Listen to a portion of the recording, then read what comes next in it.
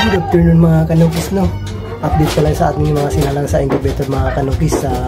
Pinakita ko sa unang video na papisa na ang ating sinalang sa DIY incubator. Ito nga pala yung mga parents niya, no?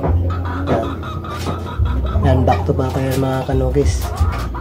Tingnan natin kung magaganda ba yung quality na nilalabas ito mga kanukis. Na pagdating yung panahon na lumaki, tingnan natin kung power din mamalaw ito mga kanugis.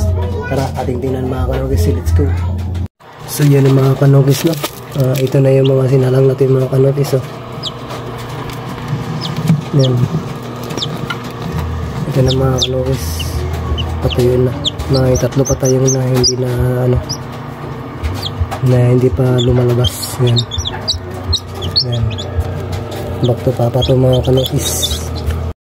Napaka-healthy ang ating mga sisiw mga kanukis.